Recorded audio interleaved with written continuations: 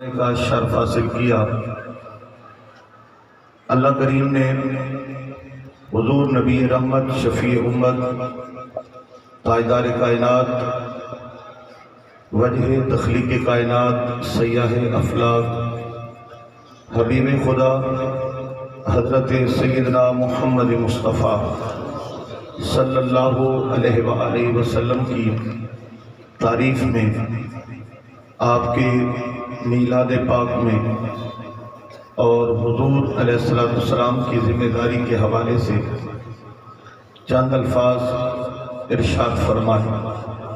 وَالَّذِي أَرْسَلَ رَسُولَهُ بِالْهُدَى، اللہ وہ ہے جس نے اپنے رسول کو ہدایت کے ساتھ مبعوث فرمایا۔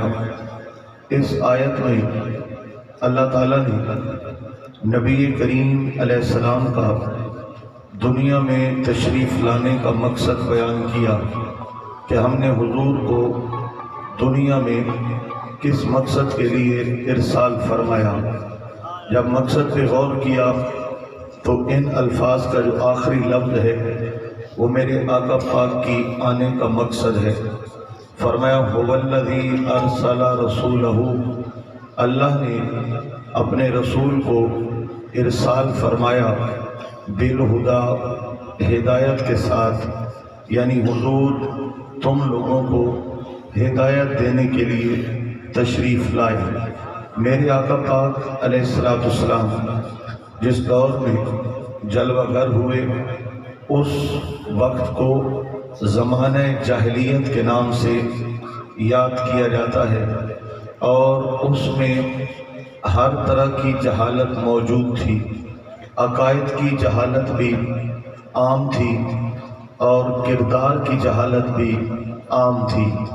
ان کی نشانیاں اور ان کے طریقے کیا تھے میں اس طرف نہیں جانا چاہتا تاکہ وقت ہم بچا لیں اور مقصد پر زیادہ دیر ہم توجہ دے سکیں۔ میرے آقا پاک علیہ السلام جو ہدایت لے کر آئے، اس کو علماء نے بہت سی اقسام میں تقسیم کیا ہے۔ میں اس حوالے سے دو بڑی قسمیں آپ حضرات کے سامنے پیش کر رہا ہوں۔ سرکار رب ذوالجلال کی طرف سے جو ہدایت لائے ہیں ان کی دو بڑی قسمیں ہیں۔ ایک کو ایمانیات کہا جاتا ہے اور ایک کو عبادات کہا جاتا ہے۔ یہ دونوں ہدایتیں ہم در رسول مقبول صلی اللہ علیہ وآلہ وسلم سے نصیب ہوئی ہیں۔ آقا پاک علیہ السلام کی تشریف آوری سے پہلے ایمانیات کا نظام بھی درم بھرم تھا۔ لوگ سوائے اللہ کے ہر ایک کو الہ مانتے تھے، سجدہ کرتے تھے، عبادت کرتے تھے، اور جو سجدوں کے لائق ہے، جو شان الوہیت کے شایان شان ہے، جو مالک کائنات ہے اور خالق کل ہے، نہ اس کی عبادت ہے، نہ اس کو سجدہ ہے اور نہ اس پر ایمان ہے۔ عبادات کے حوالے سے بتوں کی عبادت تو ہوتی تھی لیکن مالک کو سجدہ نہیں تھا، اللہ کی عبادت نہیں تھی، خدا کی بندگی نہیں تھی۔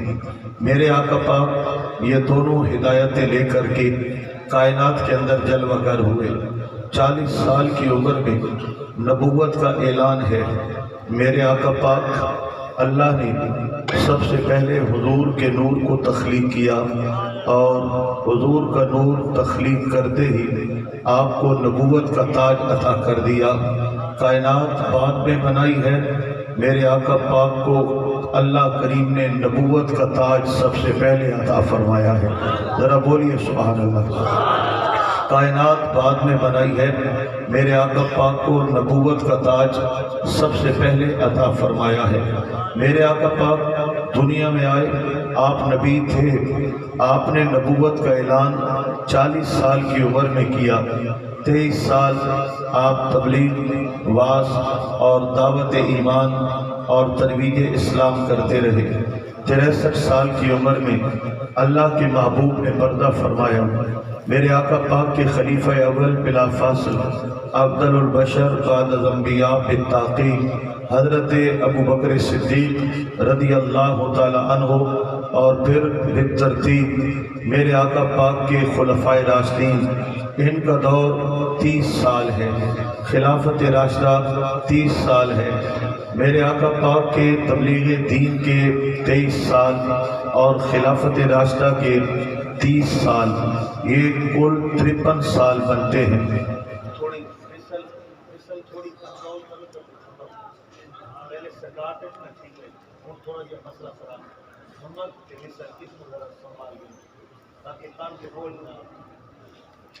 رب ذوالجلال کے حبیب صلی اللہ علیہ وسلم نے 63 سال واز فرمایا، اور تکمیل دین اور تکمیل قرآن میرے آقا پاک علیہ السلام کے 23 سالوں میں ہو چکا۔ 30 سال صحابہ کرام نے خلافت راشدہ کا دور سنبھالا، یہ 53 سال بنتے ہیں، کم و بیش 50 سال کا عرصہ آپ کہہ لیں۔ ان 50 سالوں سے پہلے دنیا میں خدا کا نام لیوا کوئی نہیں تھا، اللہ کی بندگی کرنے والا کوئی نہیں تھا، توحید کا اقرار کرنے والا کوئی نہیں تھا، اور ان 50 سالوں کے بعد 50 لاکھ مربع میل پر حضور کی ہدایت کا پرچم لہرا رہا تھا۔ آپ آہستہ آہستہ بولیں گے، ذرا تکڑا ہو کے بولیں نا سبحان اللہ۔ 50 لاکھ مربع میل پر میرے آقا پاک کی ہدایت راج کر رہی تھی، اور اس ہدایت میں دونوں قسم کی ہدایت موجود ہے، ایمان بھی موجود ہے اور اسلام کی تعلیمات، عبادات کا نظام بھی موجود ہے۔ ان 50 لاکھ مربع میل پر اسلام کا پرچم لہرانے کا مطلب کیا ہے؟ مطلب یہ ہے کہ 50 لاکھ مربع میل پر ہزاروں مسجدیں تھیں، اور ہزاروں مسجدوں میں 5 وقت لاکھوں نمازی اپنے رب کے حضور سجدہ کیا کرتے ہیں۔ ان 50 لاکھ مربع میل پر اللہ کی توحید کے اللہ پاک کی توحید کے اقرار کرنے والے لاکھوں لوگ موجود ہیں، اور خدا کے دین کے لیے ہر قربانی دینے کو تیار ہیں۔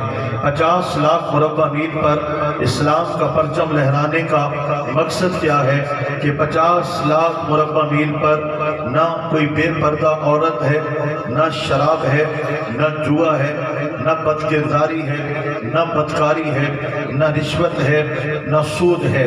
50 لاکھ مربع میل پر گناہ مٹ چکا تھا، روشنی پھیل چکی تھی، عبادتوں کا شوق پیدا ہو چکا تھا۔ تو هو الذی ارسل رسولہ بالہدی کی ایک تفسیر یہ بھی ہے کہ لوگوں، میرے حضور تمہارے پاس ہدایت لے کر آئے، اور یہ اس ہدایت کا کمال ہے کہ 50 سالوں میں مصطفیٰ کی ہدایت نے 50 لاکھ مربع میل کو روشن کر دیا ہے۔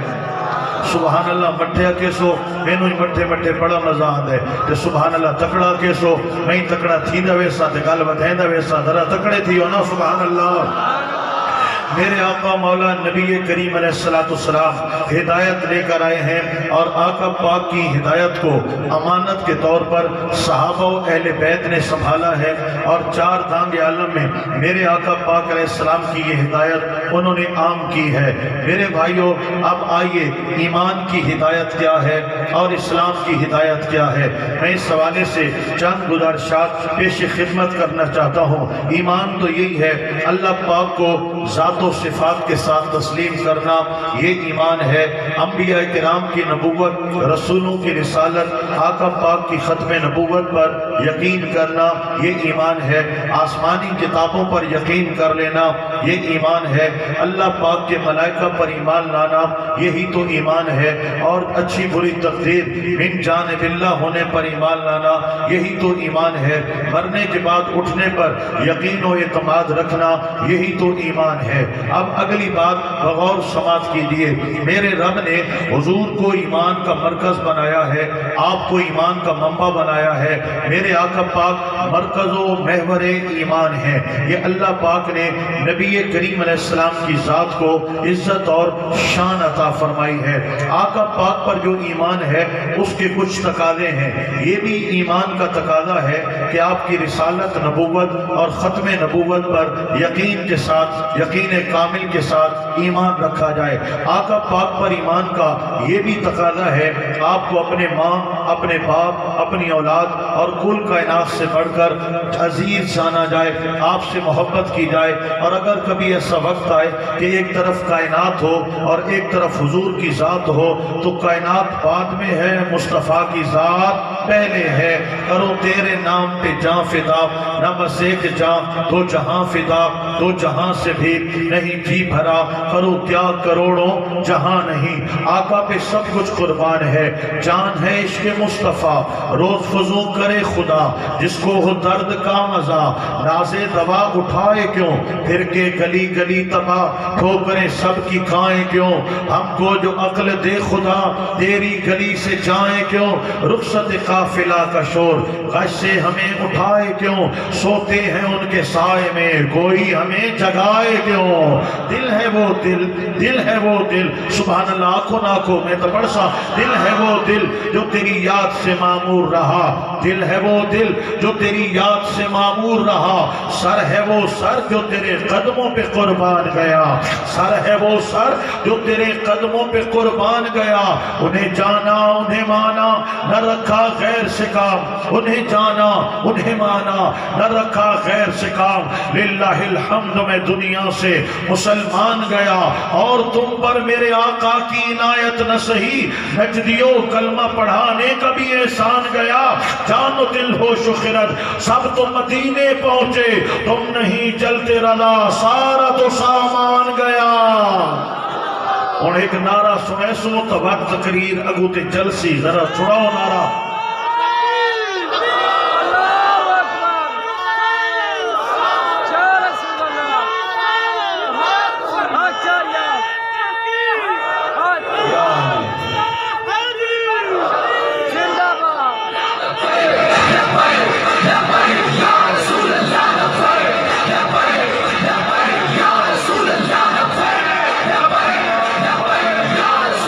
سامعین محترم، میرے آقا نبی کریم علیہ السلام کی محبت یہ ایمان کا تقاضا ہے۔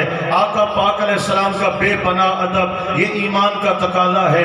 آقا نبی کریم کی نسبتوں کا حیا کرنا یہ ایمان کا تقاضا ہے۔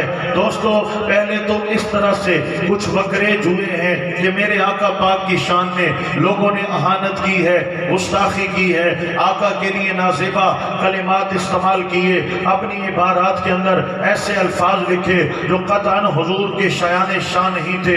ایسے لوگ کلمہ پڑھنے کے باوجود، سجدے کرنے کے باوجود، عبادتیں کرنے کے باوجود، علم و فضل کے مالک ہونے کے باوجود، ایسے لوگوں کا نہ کوئی دین کے ساتھ رابطہ رہا، نہ میرے آقا پاک کی محبتوں کے ساتھ کوئی رابطہ رہا، باوجود کلمے اور باوجود تمام شاعر اسلامی اپنانے کے، جو حضور کے در سے گیا وہ دین سے گیا، وہ اسلام سے گیا، وہ ایمان سے گیا۔ ایک ایسا دور رہا ہے کہ لوگوں نے لکھا آقا پاک کی شان کے خلاف، لوگوں نے لکھا آقا پاک کے مقام اور مرتبہ کے خلاف، کسی نے حضور کو اپنے برابر کر دیا، کسی نے بڑے بھائی کے برابر کہا، کسی نے اپنے بھائی سے، بڑے بھائی سے بھی چھوٹا اپنے برابر لا کر کے کھڑا کر دیا، کسی نے آقا پاک کے علم کا انکار کیا، کسی نے علم پاک کی غلط مثالیں دی، کسی نے میرے آقا پاک علیہ السلام کی شان کے لیے ایسے نازیبا کلمات استعمال کیے کہ پوری امت کا دل چیر دیا۔ اللہ پاک کروڑوں رحمت نازل فرمائے امام اہل سنت مجدد ملت امام احمد رضا خان تاجدار بریلی، جنہوں نے ہندوستان پہ بیٹھ کے رسول خدا کی عزتوں پہ پہرا دیا ہے۔ اگر کسی نے ختم نبوت کا انکار کیا تو میرا امام میدان میں ہے، علم مصطفیٰ کا انکار کیا تو میرے امام کا قلم حضور کے علم کے اسبات کے اندر لکھتا چلا جا رہا ہے۔ اگر کسی نے اپنی ناپاک زبان عزت رسول کے خلاف استعمال کی ہے یا قلم تحریف کے ذریعے استعمال کیا ہے، ہر محاذ پر حضور کی عزتوں کا پہرہ دار اگر ہمیں ہندوستان کی دھرتی پہ آج سے 100 سال پہلے نظر آتا ہے، اس ہستی کو امام اہل سنت احمد رضا خان تاجدار بریلی کہتے ہیں۔ وہ میرا امام ہے جنہوں نے ہر طرح آقا پاک کی عزتوں پہ پہرا دیا اور لوگوں کو بتایا کہ لوگوں عقل ہوتی تو خدا سے نہ لڑائی لیتے، یہ گھٹائیں اسے منظور بڑھانا تیرا۔ سبحان اللہ، تو آقا کرو مدینے میں جو عقل ہوتی تو خدا سے نہ لڑائی لیتے، یہ گھٹائیں اسے منظور بڑھانا تیرا۔ ورفعنا لک ذکرک کا ہے سایہ تجھ پر، بول بالا ہے تیرا، ذکر ہے اونچا تیرا۔ یہ فرش والے تیری شوکت کا علو کیا جانے، خسروا عرش پہ اڑتا ہے پھریرا تیرا۔ مٹ گئے مٹتے ہیں مٹ جائیں گے دشمن تیرے، نہ مٹا ہے نہ مٹے گا کبھی چرچا تیرا۔ تارے کھلتے ہیں سخا کے وہ ہے ذرہ تیرا، تھارے چلتے ہیں عطا کے وہ ہے قطرہ تیرا۔ آسمان خاں زمین خاں زمانہ مہماں، صاحب خانہ لقب کس کا ہے تیرا تیرا۔ تیرے صدقے میں مجھے بوند بہت ہے تیری، جس دن اچھوں کو ملے جام چھلکتا تیرا۔ تیری سرکار میں لاتا ہے رضا اس کو شفیع جو میرا غوث ہے اور لاڈلا بیٹا تیرا۔ لوگو ایک ایسا ہاں